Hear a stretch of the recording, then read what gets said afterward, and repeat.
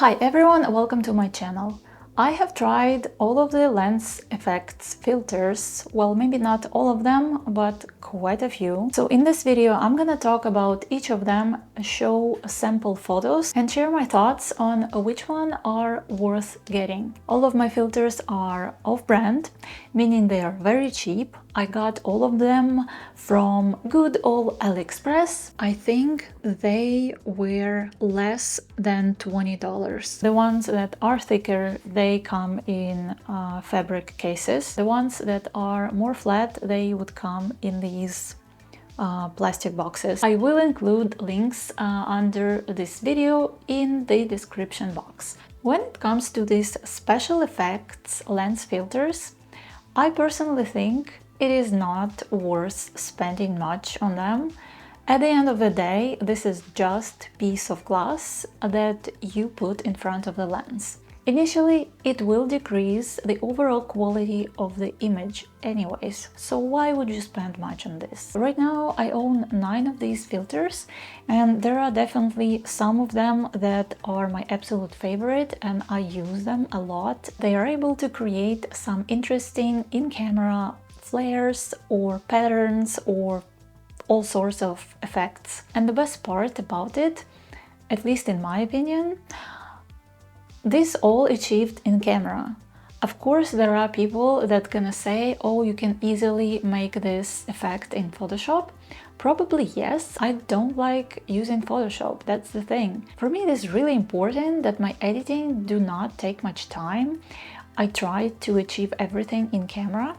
When shooting digitally and when I shoot film, the only time I would touch Photoshop is when I need to extend the background. For example, if I make a photo for a cover art for the artist, and even then I would still prefer to do as much in camera as possible. So the first filter I would like to talk about is star filter. It looks like this. There are different types of star filters. The type of star filter is determined by a number of lines on the glass. It can be 4, 6 or 8 pointed stars. The outer ring of this filter is moving, so once it's on the lens you can adjust the direction of those stars. Star filter makes a light source that is pointing directly into the camera appear like a star. Also, if for example your model is wearing some sparkles and if you have some hard light source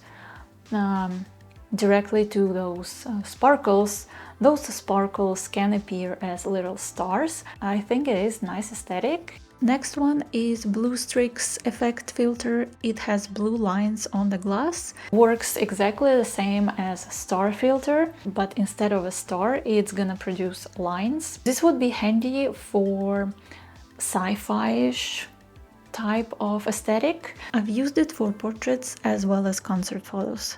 If I would choose this one or the star filter, I would definitely prefer star filter. I think it's more versatile than this. This one is very similar to star filter and blue streaks filter, except this one produces uneven rainbow type of star. I guess it can work in certain scenarios, but I would definitely skip this one. Another one is linear prism effect filter. To be honest, I'm not a fan of this. The next filter is kind of the same prism type of filter. It looks like this.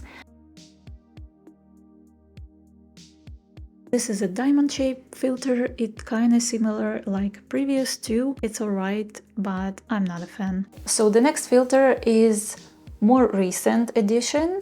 Looks like this. It looks like a cone but with the top cut out. The effect from this filter reminds me the effect from the guitar slider if you put it like this or angle it in front of the lens. This one is one of my favorites. Not too versatile, but I feel like you can play around with this and come up with something interesting. Moving on to the next filter, it looks like this. This one also has outer ring that you can turn depending where you want this piece of glass to be in the photo. I actually find this particular filter very handy. Depending how you align it, it's gonna blur out some extra things that might be distracting and you don't want them to be there, but for some reason you cannot remove them.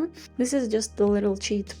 The last but not least, this is my absolute favorite filter. There are so many different possibilities on how you can make it look interesting. This one called split diopter filter. Sometimes it can look like it's a double exposure. First exposure is very blurry and the next one is pretty sharp. Another effect that this filter can simulate is shutter drag technique or motion blur. This actually can be helpful in those cases where, for example, you cannot mix continuous light with a strobe, or the opposite if you can't use flash and only have to rely on continuous light. My top 3 filters would be number 1, split diopter, hands down the best. Second one would be star filter, doesn't really matter what kind. Also half diopter. But the biggest tip when working with these type of filters is using longer lens. For the best results, I would say